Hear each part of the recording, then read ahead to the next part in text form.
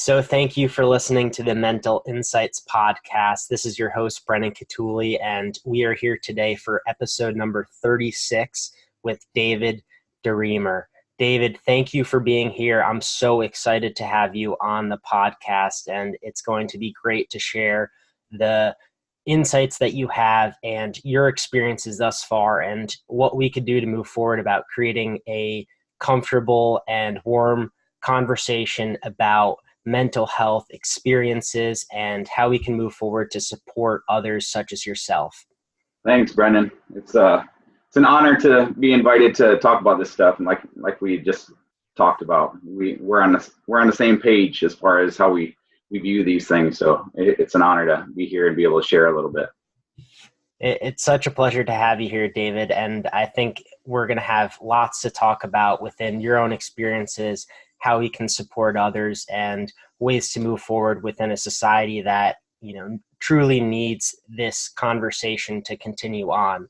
So to really start, I think it's a great way to really bring about, just your own perspective about this topic and, how we're going to move forward within this conversation. So just to begin, when did you first become aware of, mental health, or just the importance of focusing on not only your own physical health, but just knowing and understanding your mind, your emotions, your thoughts throughout your own life today? Yeah, well, I went through a lot of stuff as a kid. Parents divorced, moving around, a lot of those things. But I don't think a lot of people fully grasp the impact that has on their life later on while they're going through it. And that's the biggest thing. It's kind of my little niche in this mental health thing, is that, childhood trauma that affects you in your adult life, because I wasn't aware of it. A lot of, in a 23-year military career too, you deal with a lot of different things that, can promote PTSD and all those things. But when you have something from your childhood that's brewing inside of you that you aren't aware of, it can take its toll. And for me, it was a divorce, a military move for the first time without my kids, all the military stuff, and a relationship, after my marriage that had, was not going the way that I was wanting it to. It's just all of those things combined took me down a pretty dark path that I had never been on before. And I had always been the type where I had always said, when people talked about suicide, like, what could possibly be that bad in your life that you would ever consider doing that to yourself, And then suddenly at 40 years old, I find myself in that place, and it was scary. And but before I go down that rabbit hole, to bring it back to your question, I don't think I was really made aware of mental health and the issues and how it can affect people until it actually happened to me. As a senior leader in the military, I had all sorts of airmen and young people coming into my office about, they have a baby and they don't have money, or their spouse is this, or there's adultery, or this going on, that going on. And I always knew that there were resources available.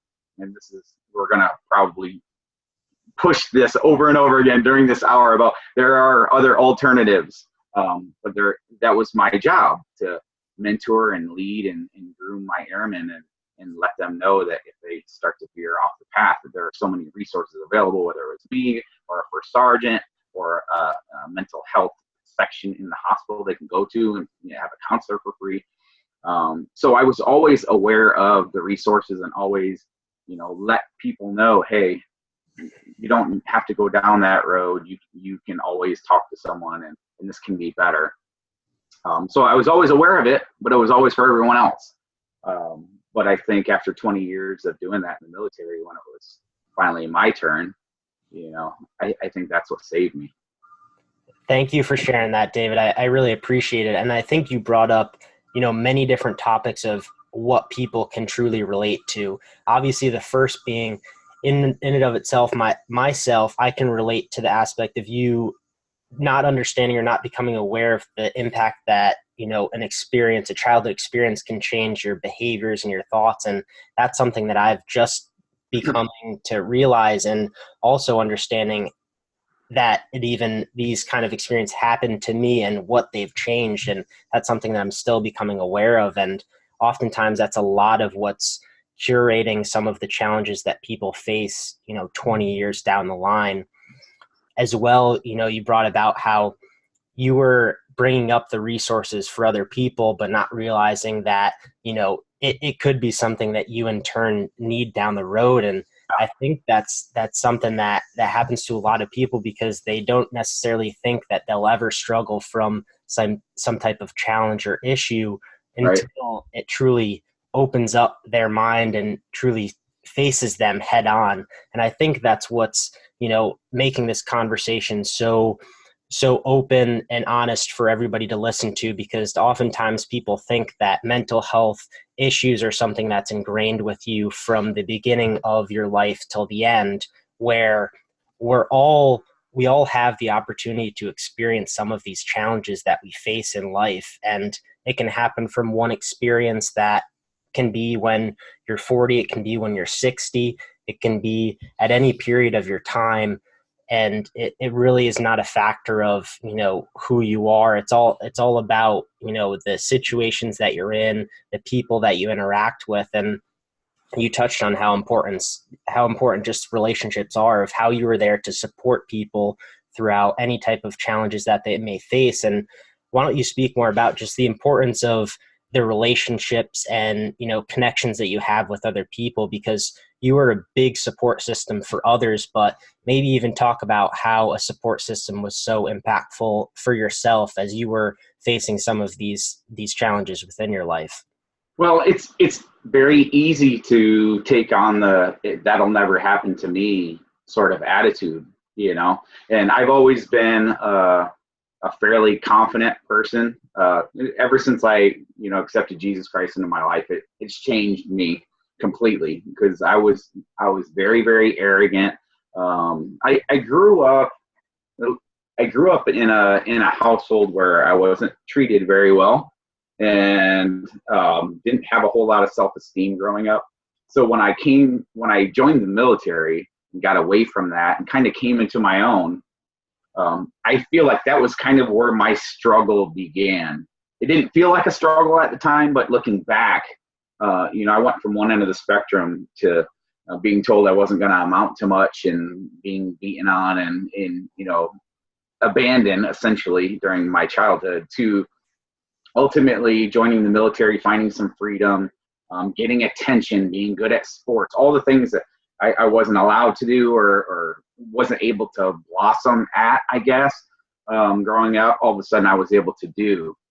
And so for me, it wasn't necessarily a good thing, because I went from having no self-esteem to being way, way super confident and cocky and arrogant. And so there was that one end of the spectrum to the other. So I didn't really feel like, at that point, it was like, holy cow, this is a new life and you're getting attention, and this stuff can't happen to me. So, you start losing friends, and a marriage starts breaking down, and all these things start to happen. As I grew older, I started placing less and less blame on everyone else, and started, it's that old adage where, when you're saying the same things over and over to so many different people, eventually you got to start taking those fingers and doing this. Mm-hmm. And ultimately that's what I had to do. So that was kind of, this is all without knowing, the childhood stuff that was brewing and probably causing a lot of it too. But as far as the relationships go, in the military, I had so many young people that struggled. And I think I spent the majority of my years so focused on everyone else and raising kids and doing all that I wasn't, there were some things that happened in my childhood that were just buried. And when I finally got to that point where things were going down the road that they went down, that started to rear its ugly head, and we were finally able to figure out what was going on and change it. So it's a cool thing to be able to take that experience and then, help others with it. But I think what people need to do or realize is that you have to take care of you too. You can't spend a lifetime taking care of so many other people without taking care of yourself. And in the military, in the Air Force specifically, we talk about these pillars, the mental, emotional, spiritual, and physical pillars of your life. And I'm a retired professional men's physique bodybuilder, and so my physical pillars were great at the time, but my spiritual pillars were coming along. I was getting saved, but my mental and emotional were non-existent.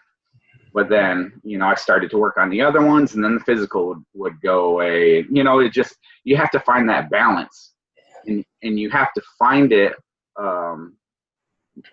for you. And so I see so many people so focused on other people. And that was, when I retired, my kids are 24, 20, and 18, all in college or gone. I have a grandson. They're all, suddenly I don't have kids to raise, and I don't have airmen to supervise. And I'm just like, what do I do? You lose your purpose. And if you spend 20, 25 years of your life taking care of all these other people and not looking out for yourself, then all of a sudden you have nobody to take care of anymore. What are you going to do? And that's another thing that can take you down that road. If you haven't been taking care of yourself your whole life, and then all of a sudden you're all you got, things can get bad real quick. So, God, I'm thankful every day that God, I just let go of all the bad stuff and let God kind of take control of my life, because that was when everything changed. So, yeah. It's a great point, David. And you really spoke about how the impact of, some people being selfless can change them to not becoming aware that at some points they need to be selfish to really focus on themselves before they can help others. And if many people were to realize that if they could focus on themselves first and learn to love themselves, care about themselves, the amount of people that they could help and really support would be insurmountable to those if they originally just kept to being the selfless person. And I think that's one of the hardest things to realize, is that focusing on yourself can help you reach that many more people. And I think you're definitely going to start seeing that, and have started seeing that, as you've written your book and start to reach out and share your story, because you see how impactful that it was to just focus on yourself at first, and now you're able to reach such a large audience. You also brought up the aspect of how impactful faith has been, how God really supported you in some of the toughest times. And I want you to take this time to just speak about how faith has really helped you overcome some of these, tough challenges, some of the hardest challenges that you've faced so far. How has God led you to really gain comfort and support in some of the toughest times that you faced? Well, it's my book is, it's funny to try and describe it, because I say if you hadn't lived my life, you would think it was fiction.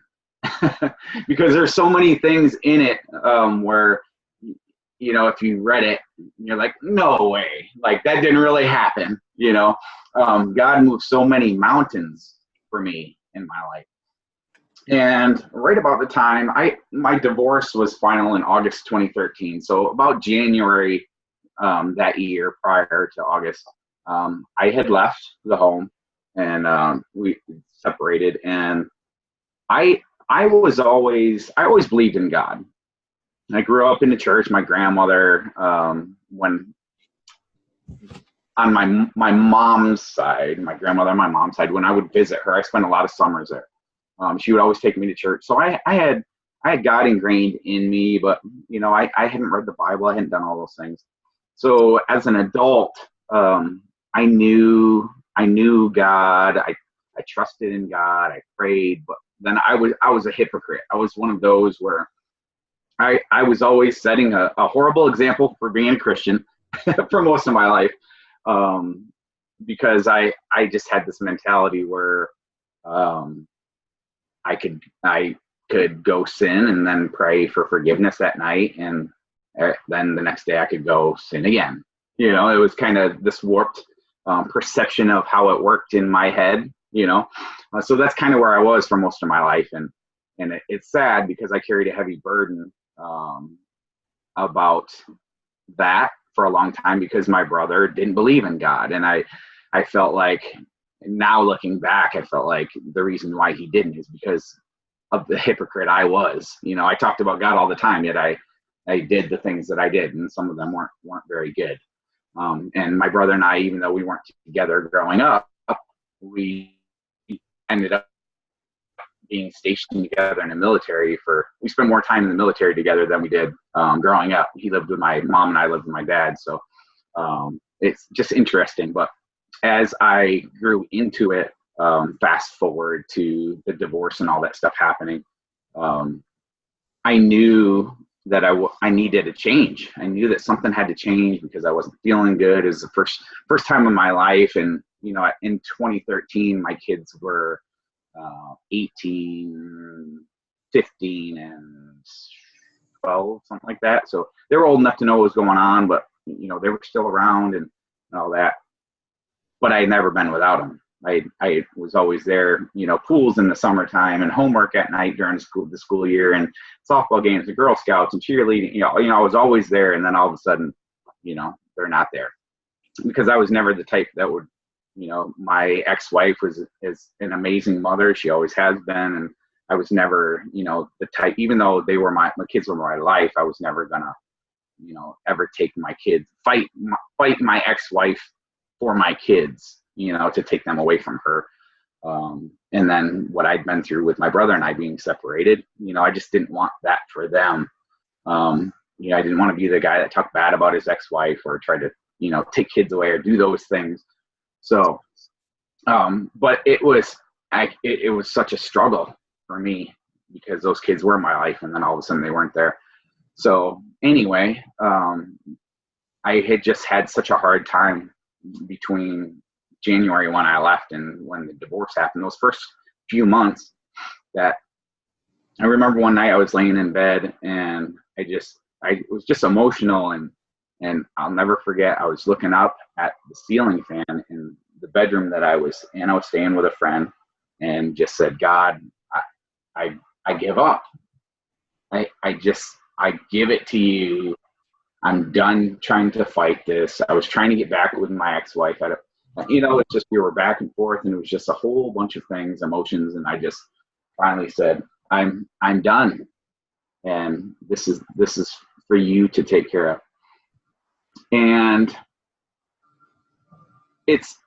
well, I have to kind of preface that with around Christmas time prior to me leaving, we were struggling, and I knew that I was going to be leaving soon, but I was still in the home. It was about mid-December, and God had moved some mountains in a different way to bring my neighbor, who was my personal trainer, to me, who was also a professed Christian. He came over, he did some body fat measurements on me, and he knew that something was going on with me, and we talked, and he's like, he's a big Panamanian guy with a thick accent. And it was funny, just another defining moment in my life I'll never forget. He says, I know what we must do. We must fast, he says. And I'm like, I mean, I know what fasting is, but didn't really have any idea what he wanted me to do.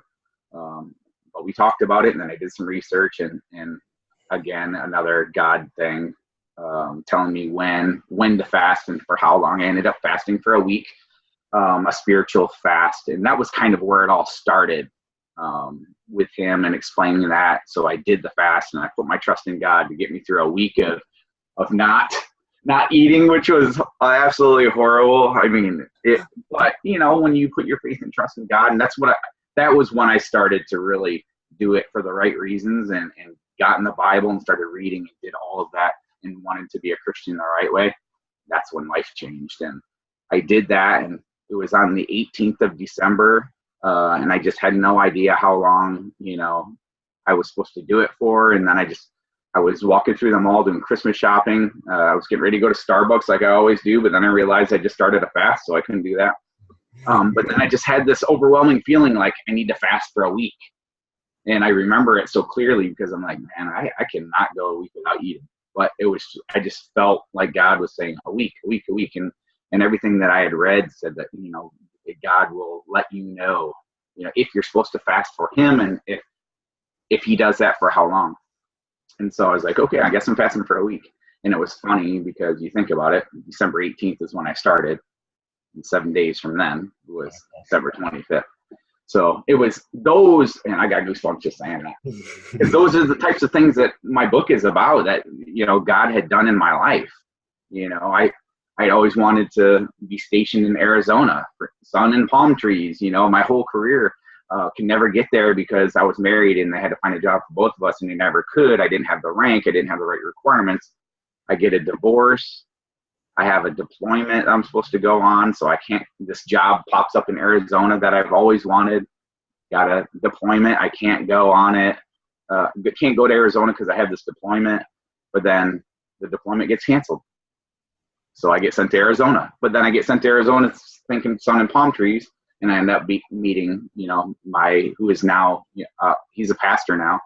It was a guy that was working for me, had a divinity degree, and ended up baptizing me. And that when I was there, and there was a whole different purpose for me going to Arizona. So, it's just, that's how things played out in my life with God. It started little, and then you could see he was just very carefully and purposefully moving me around, to get me where he wanted me to be.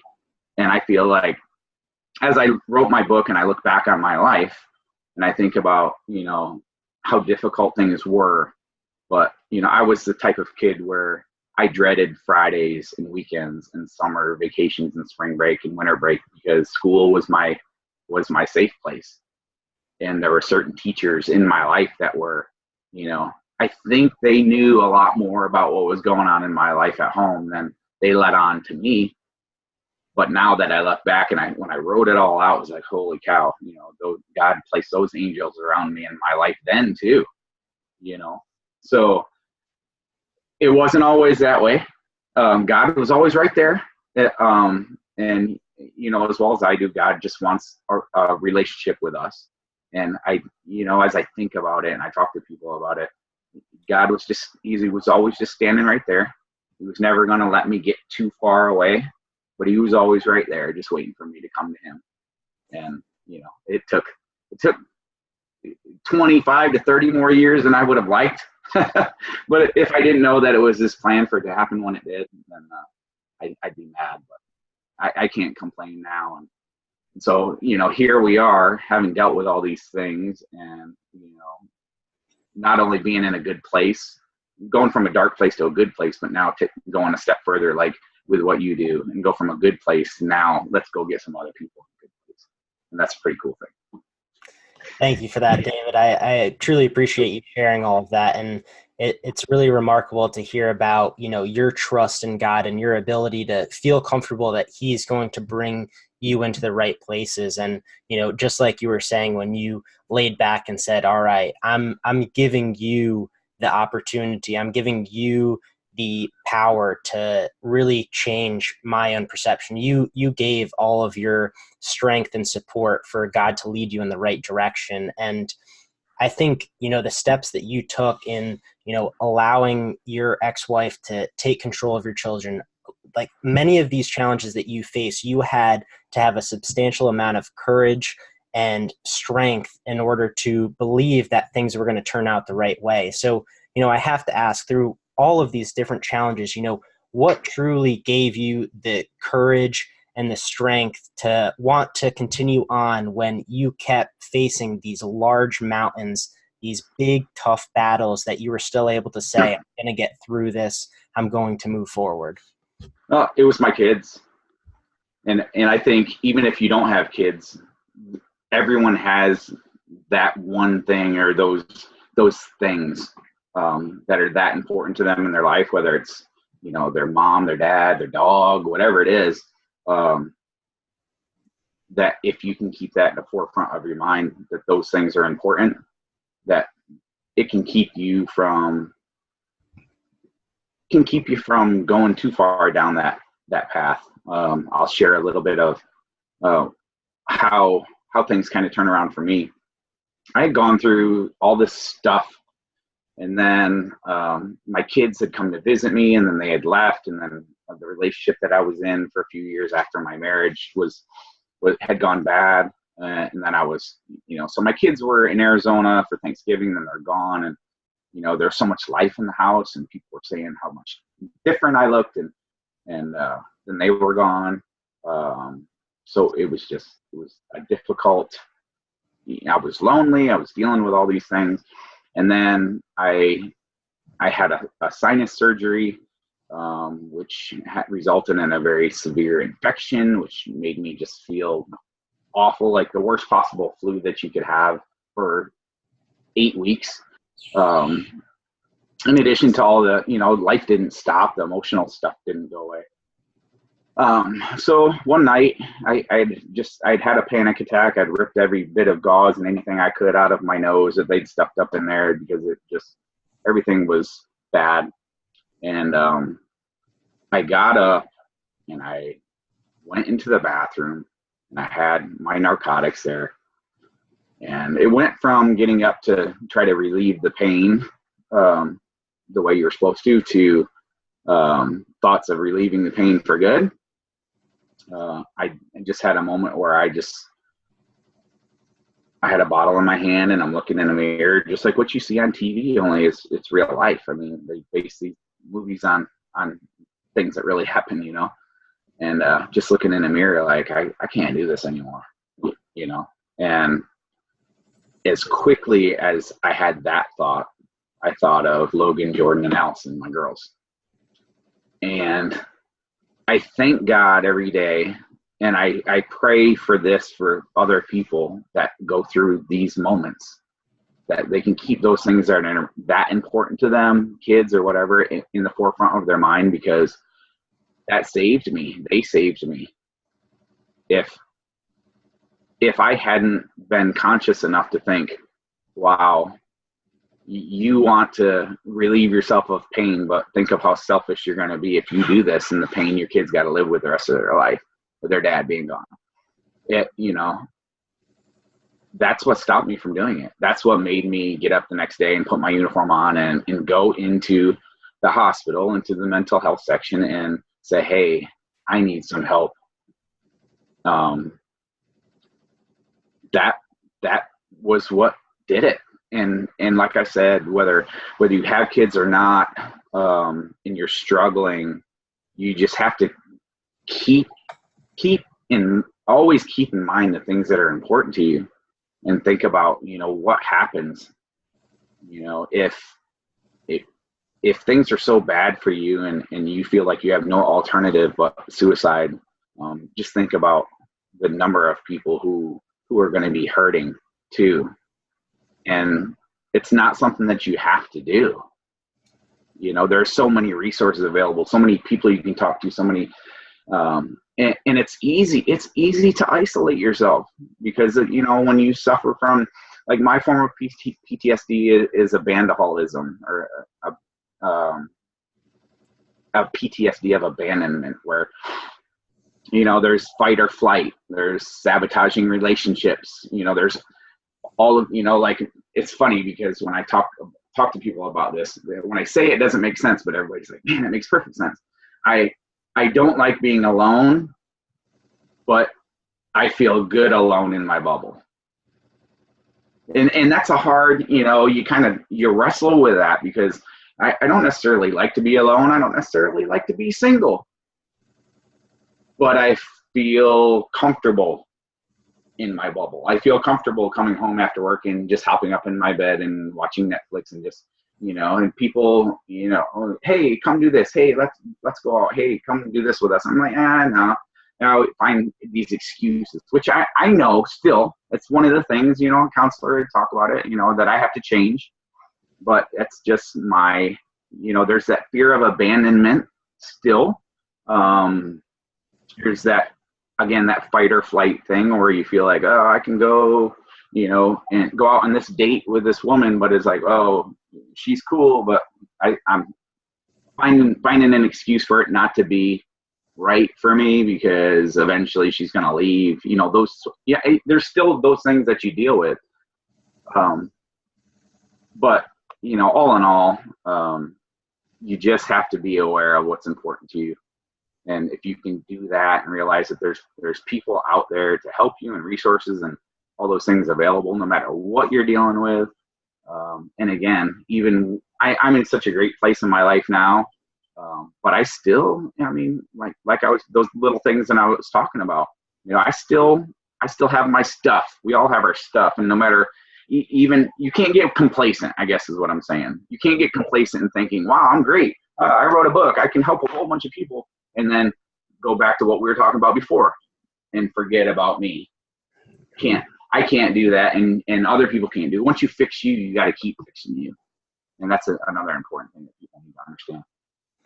That's powerful, David. It's so great to hear, what truly has inspired you and what continues to, bring awareness within your own life in terms of, obviously, like you're saying, we all continuously have to work on ourselves, and we all have, these different aspects where we can improve. And I think that's the journey and realization of mental health that, in one aspect of what we were talking about earlier, you can really experience a mental health challenge at any point in your life, but as well, you can't just fix it overnight. So it can't just be, I overcame this trauma that I experienced and it's all over. It's still a constant battle that we need to work on. And whether that's through, resources of working with a therapist, or whether that's different routines that you find, there's many different ways that you can work throughout this, but it's a constant day of, not being complacent, like you're saying, of continuously working on yourself, which is so important because we can't, like you're saying, not focus on ourselves and move past that and only try to help others as, like you said, have written a book, have helped countless amounts of people, but it's still looking back within yourself, which is so important. Yeah, and just to hinge off of that, I think a very important point to make there is that it's okay. It is okay to see somebody. It's okay to talk to somebody. It's okay to seek counseling. You don't have to just talk to your friends who are probably going to tell you exactly what you want to hear, or your family who's going to support you no matter what. It's okay to, especially for our military guys, there's so many suicides happening. And I know in the Air Force specifically, the stigma of, it affecting your career if you go to mental health, or the military will have all this paperwork on me that I'm not state. No. It is okay to go talk to somebody. Trust me. I was a senior master sergeant in charge of 25 person office when I strolled into that mental health office and this waiting room and these tall glass, this counter with these glass, counter to ceiling glass windows that you could only slip paper in, and you walk in there and you're like, I wonder why that is.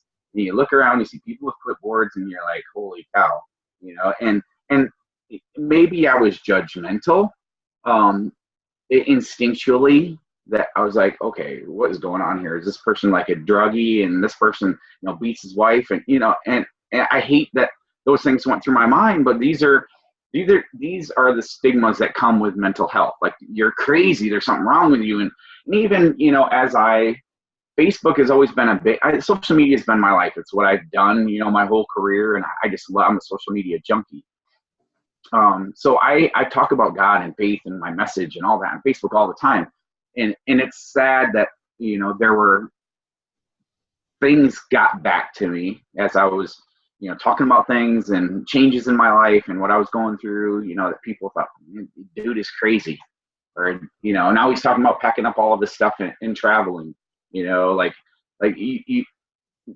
there's nothing wrong. There's nothing wrong with dealing with the things that you have to deal with and talking to people about it. And I don't want to belabor that point, but I just felt like it was important to really stress that it's okay. It's okay to go get help. I was a senior master sergeant in this lobby full of people.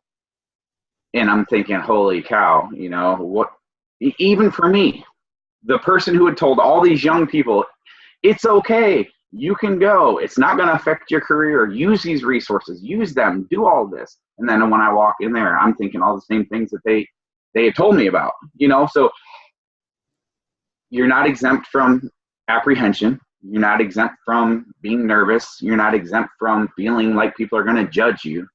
But at the end of the day, when you're remembering those things that are important to you and why you're doing it, that's all that matters. And people judged me and they said things and whatever, and that was fine. But guess what? I'm here. Guess what? I get to see my grandson. Guess what? My daughter, I get to see her at college. Guess what? I went and got pedicures with my youngest the other day. And, I'm here. And I've written a book and I'm helping people and I get to see my kids and I love them and things have changed. And why? Because I didn't let the apprehension and fear stop me from getting the help that I needed. And that is the message that everybody needs to understand. That's a valuable lesson, David. And I'm glad you brought that up because, we see so much stigma around this. And specifically, you're speaking about, what you experience within being in the Air Force. And, right now, I just want to obviously thank you for the service that you had for 23 years, because that truly is commendable for being deployed in all the places that you were and serving the country. It's certainly something that is very commendable to do. And then on top of that, really being there as a support system, as well as, sharing your life experiences afterwards. And you spoke a little bit about, the resources about within the Air Force and what really was available for people during that time. But I also want to transition into afterwards and when someone is done with their service and, these resources and support that's out for veterans, whether it's for mental health or whether it's just a support system to help them back and transition into, life outside of being, a military member. I think, to speak and touch upon that would be very important. And in terms of just, speaking about the transition and how it was to really move from the Air Force back into society today, because from what I've gathered and from what I've experienced, I'm based in Boston for the past 4 years of my college. And what I've seen is many homeless veterans throughout the city. And we really haven't provided much support for many veterans. And that is a very big topic today of, having support systems for veterans coming back to the States. And, what is your perception on this? And, how is the transition from resources within the Air Force to resources outside of it and moving back towards the States? Well, I can tell you, let me just say this first and foremost, and people kind of look at me a little cockeyed when I say this, but this is my truth. Mm-hmm. I've never had any issues with VA, the support, the medical, the counseling. I have, VA disability rating. I have my VA benefits, medical.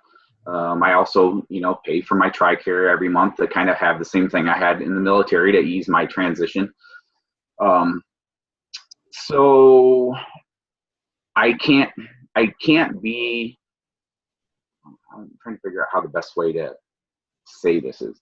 I'm not persuaded, nor am I ignorant to the fact that there are issues, mm-hmm. Or people that experience issues with the VA. There are a number of homeless people. There are a number of different issues going on. I don't feel like I have any sort of experience to say this is broken or that's broken because I haven't seen it. Yep. The VA has been great to me, and this isn't just me like, I'm afraid who's going to see this, so I have to say all the right. No, this is brutal honesty. The VA's been great to me. They've taken care of me. The military's taken care of me. when I transitioned, so there's that. I just want to make that point clear. But again, I'm not naive to the fact that there are people out there that are having issues and struggling with that support. And this is the reason why we do this stuff, right? So we can help people understand that. Should turn my phone off. So when I retired, though, like I said before, for me, having started young, being a dad young, my kids kind of grew up as my airmen grew up. So that 20 to 25 year span, my kids and my airmen grew up together. And then when I retired, it was like I retired and my airmen were gone, and then I retired and my kids were gone. And so here I am, like, okay, now what's my purpose? What am I doing with my life? And I struggled with that. I struggled, but it wasn't in a bad way. It wasn't in I've lost my purpose, life is horrible, and I'm headed down that dark road again. It was once I got counseling in Arizona and all that, and I got away from that. I've never been down that road again, which again is why I stress the importance of counseling and using the resources and continuing to fix you and work on you and always improve, because no matter whether you're 14, 40 or 90, you can still be doing that.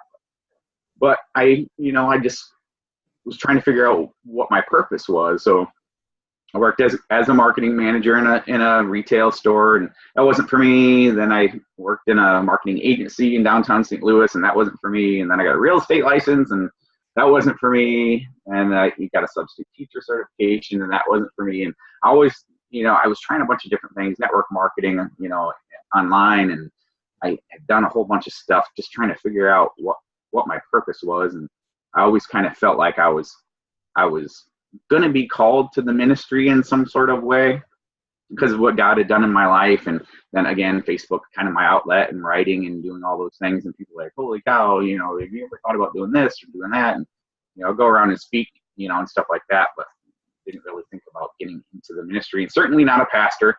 I would have a lot more work to do in my life than I have years left to be there. But then, it's kind of where God led me. And again, it's another one of those amazing things. You wouldn't believe it unless you lived it, to where now I end up being a director of communications at church. So I ultimately was able to find my way once I retired. Again, for me, it was just faith, trusting in God and letting things just kind of happen. And it's funny because I just had a conversation with it. The great thing about being a director of communications at a church is I sit in my office and I have a senior pastor over here, and I have an outreach pastor over here, and I have a worship pastor across the hall. So I'm surrounded by amazing, educated, faith-driven people. And I have had, while I don't feel like my faith is in its infancy anymore, I feel like I'm still growing in it. And discernment has really been my thing.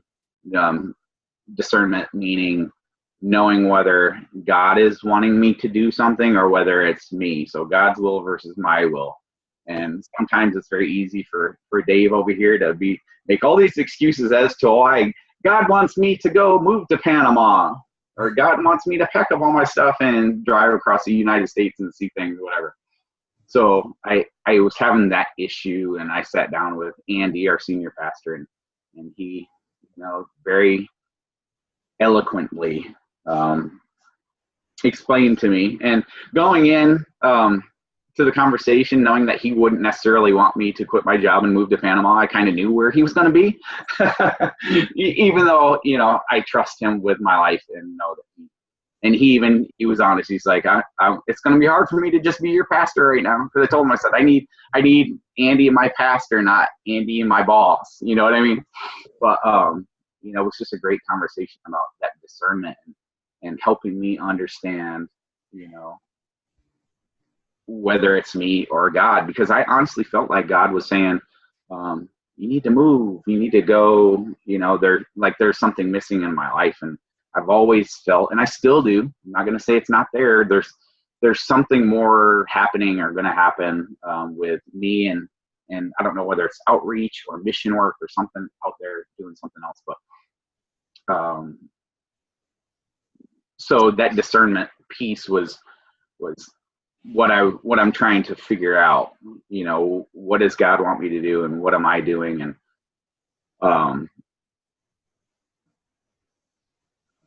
I don't know what more to really say about it. My faith has been really what's driven me, what's kept me going. The life experiences that I've had in the military and after,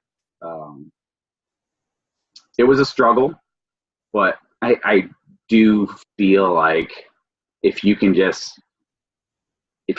keep those things in mind that are important to you and trust and have faith in God to kind of guide you, that you just can't go wrong. And I mean, life's never going to be perfect, but I'm living my best life right now. And there was a point in my life 5 or 6 years ago where I never thought I would ever say that, let alone be talking to an amazing young kid who's trying to change the world and see what we can do together to do it. You know what I mean? So here we are. And it's a pretty cool thing. Here we are, David. That certainly is true. And I appreciate those words. And, you know, to really speak about one of the first steps that you made within outreach is your book, The Shelf. And I think this is a good time to speak about, you know, first, not only, you know, how you've impacted the people who are reading this, but really share what kind of, you know, message just writing this book had within yourself. You know, what did that writing that book and releasing a lot of these experiences and insights do for yourself? And did that bring any clarity within yourself throughout this process? Yeah, it was, wow. I'm trying to think of where I would even begin.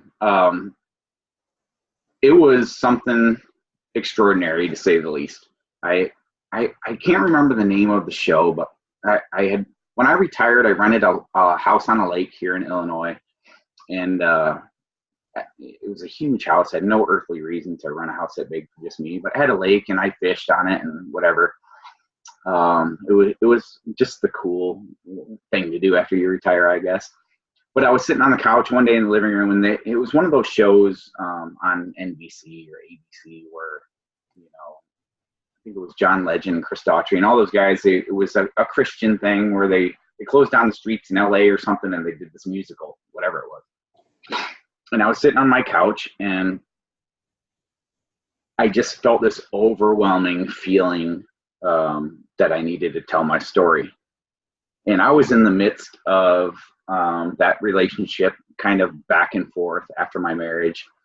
And she was here and I was in Arizona, and I'd moved back, and we'd kind of talked again. And, you know, so it was a lot of emotions and different things going on, but I felt this feeling that I needed to tell my story. So, and at that point, after having lived in Arizona with Tim, the guy who baptized me and kind of mentored me and reading the Bible and spending 2 years, you know, being more about that than sun and palm trees, like I thought, I had tried to, when I felt God calling me, to follow. And again, that's where the discernment piece comes in, because it's a great way to live when you're trying to follow God's calling for you, but it's also more difficult because you feel like everything that's happening is God calling, you know, so you're trying to discern between what's me and what's that. So anyway, I really felt like that was God saying, you need to tell your story. But then again, you know, there's that part of me, it's like, oh, you just want to write a book and be famous, you know, or whatever. So I was like, I didn't know, but the feeling just got stronger and stronger that night. And long story short, I went and I bought a laptop, and I sat out in the sunroom of that house, and I just started writing. And there were a lot of tears and a lot of emotions, and, you know, I had to confront a lot of things that happened in my life from 4 to 40 that I had been suppressing for a long time.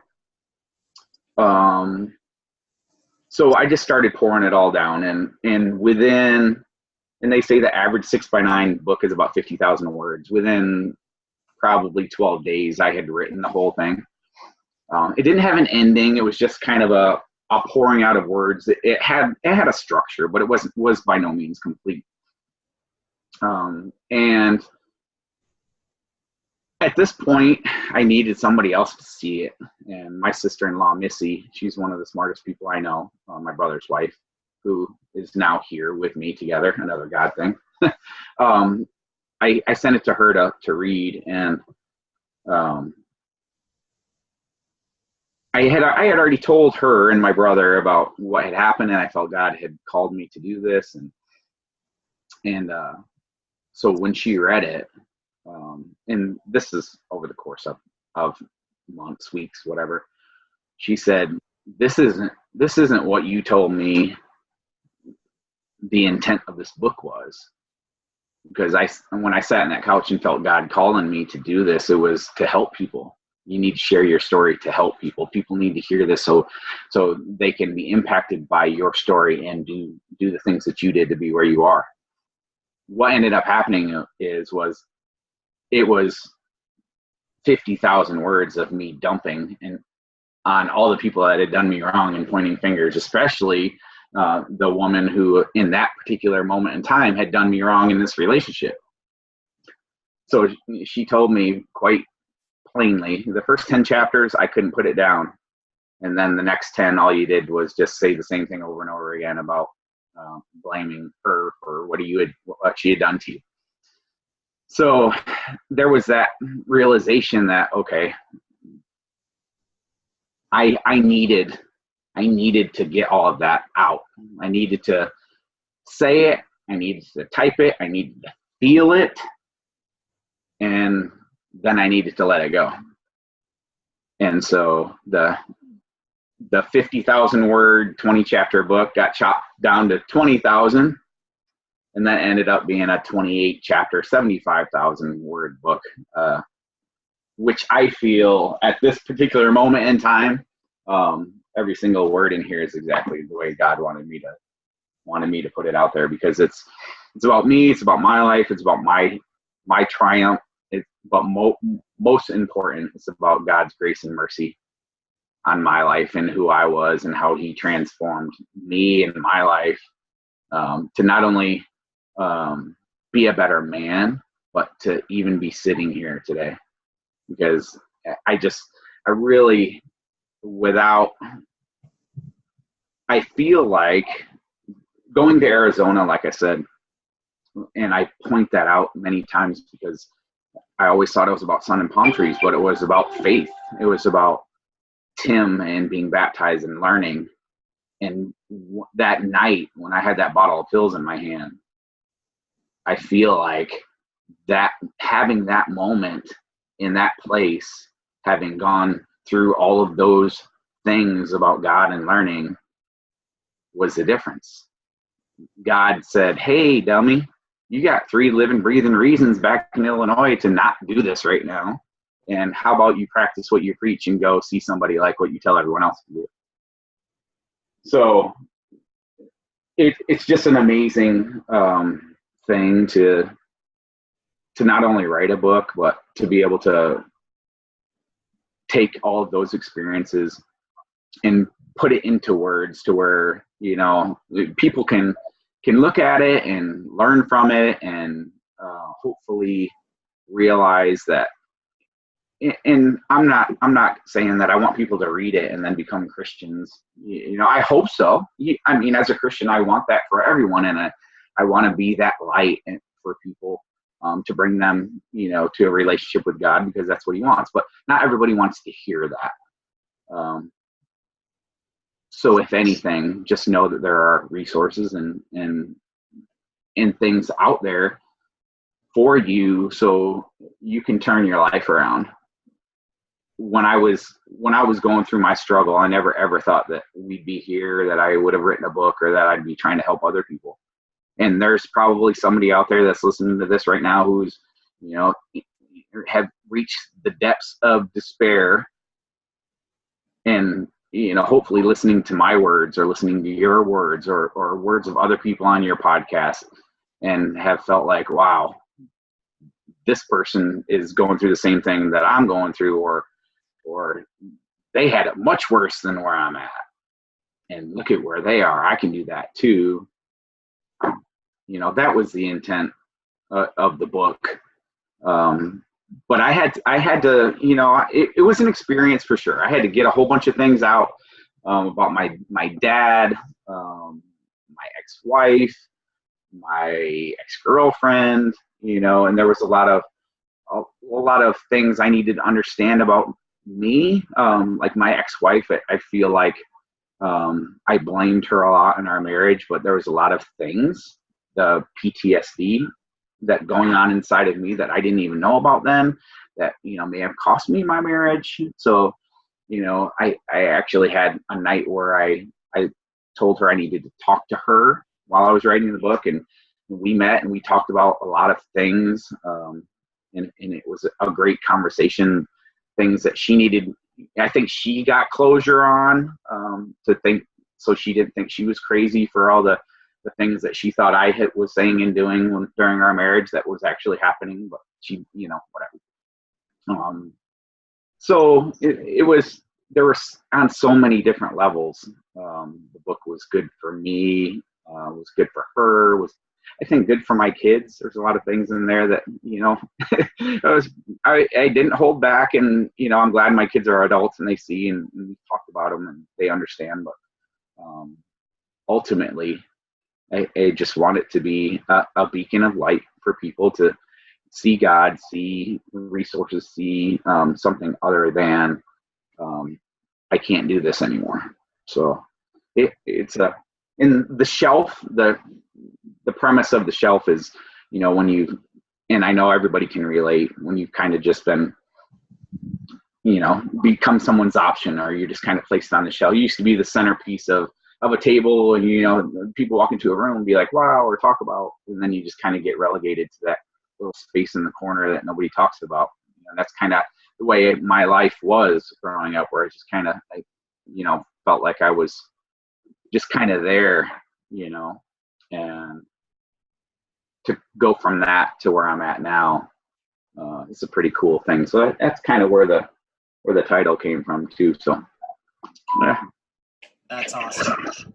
It's truly a powerful message, and shows people, you know, what they can relate to, and also just what they can learn about resources and about just ways that they can, whether it's come to terms with different relationships or just a better way to, you know, show themselves to the world. And you brought up a valuable point as you were sharing this, in terms of just the way that you were able to release and express your emotions. And I do want to ask you, you know, how did expressing all of this and expressing your emotions and letting that out, how did that play within your own health? And, you know, how could someone listening benefit from realizing that expressing their emotions and letting it out could be a very big impact on, you know, releasing some of these past experiences, and how that can help them move forward in their own life?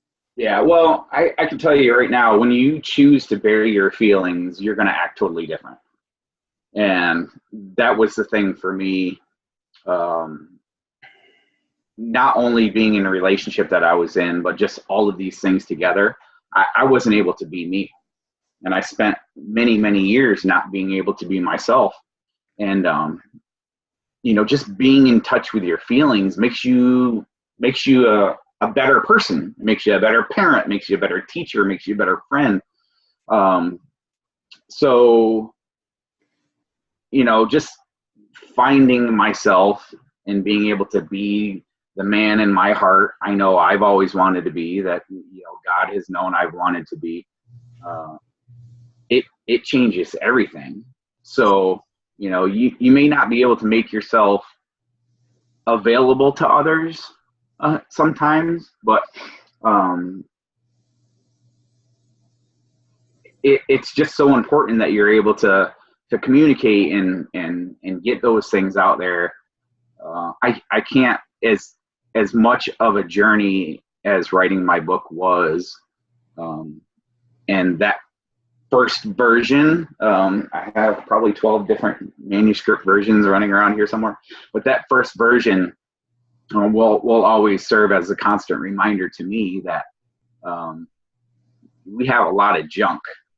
We all carry a lot of junk, and the more you carry that and the more it bogs you down, the more eventually you're not going to be able to move. You're not going to be able to function. You're not going to be able to do the things that make you happy, which lead you down that dark road that you don't want to be on.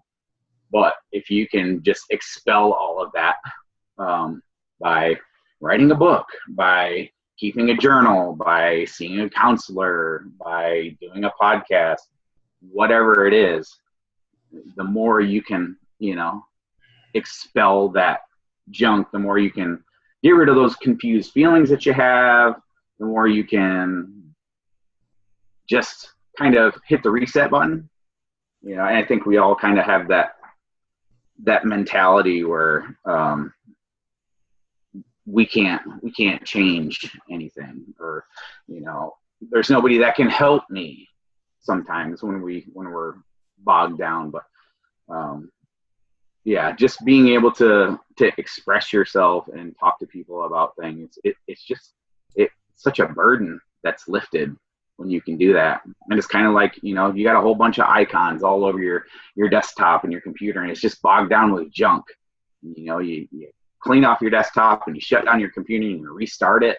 It's like everything seems to function a little bit better, at least for a little while.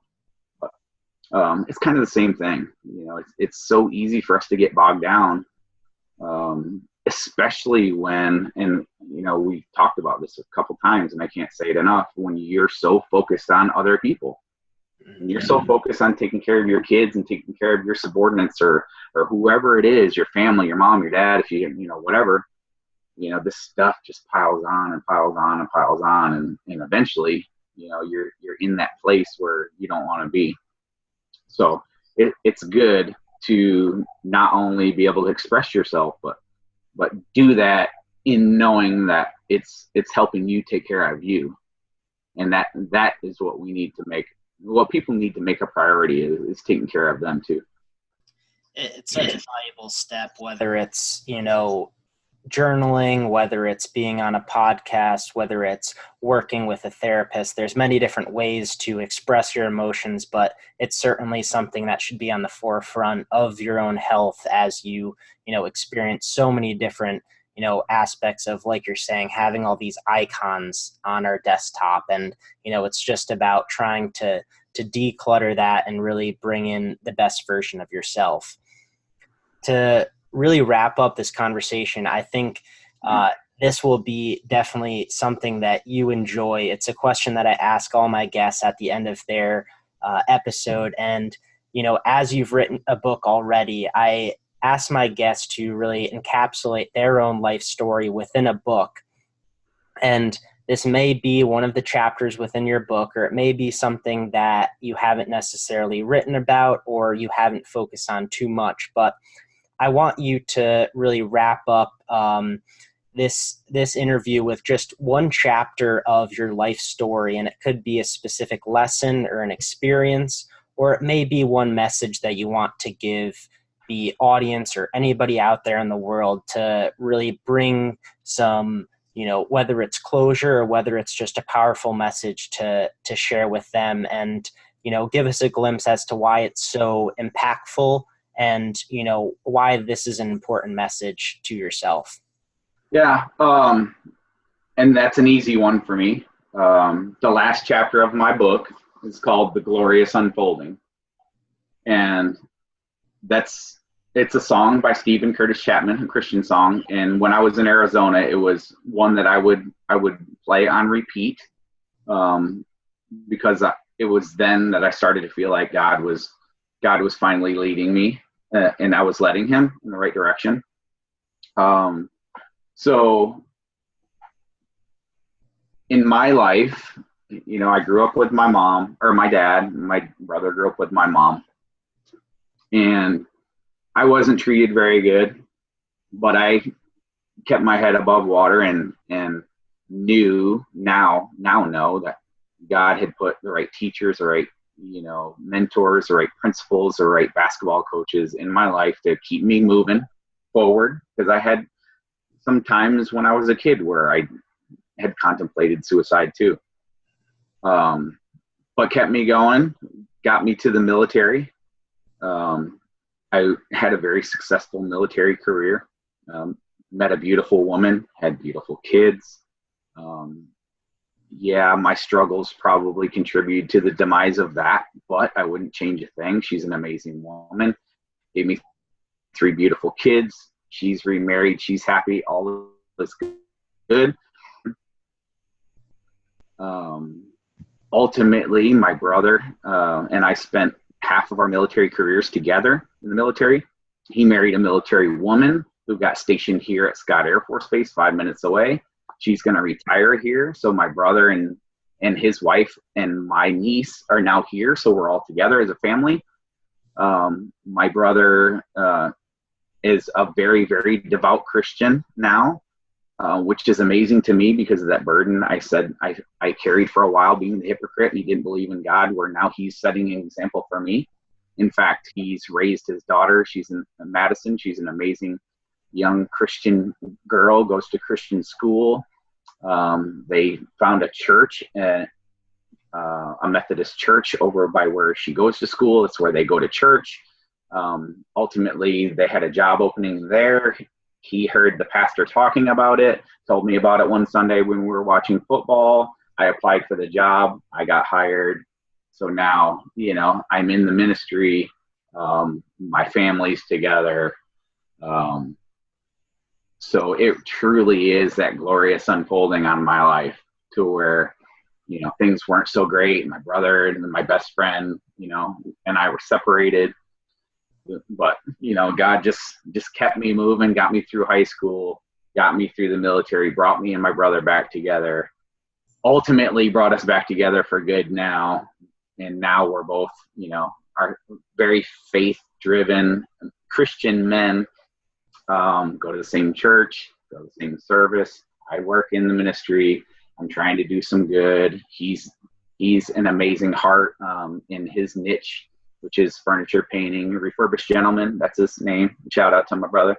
But that's my story in a nutshell. I started out, not with the greatest childhood. Didn't have the greatest marriage. Felt like, maybe this life wasn't what I wanted to do. And now I'm telling you what, man, I'm living my best life. I have my best friend, my brother here with me. My kids are happy. My grandson is the most perfect human ever. And I just really want to, and even with you, Brendan, God has surrounded me with so many amazing people. God has brought me together with so many amazing like-minded people who just really want to go out in the world and make a difference and help people. I'm sure it's your mentality as it is mine with my book that, if we can if any of this stuff can just reach out and touch one person or save one life or change one life, it is so worth it. And that's where I'm at with my book and doing all these things. And, it's just an amazing place to be, when you've been down for so long, to finally be in a place where life is not only good, but now you can go do some good. So I'm just blessed. I'm just blessed.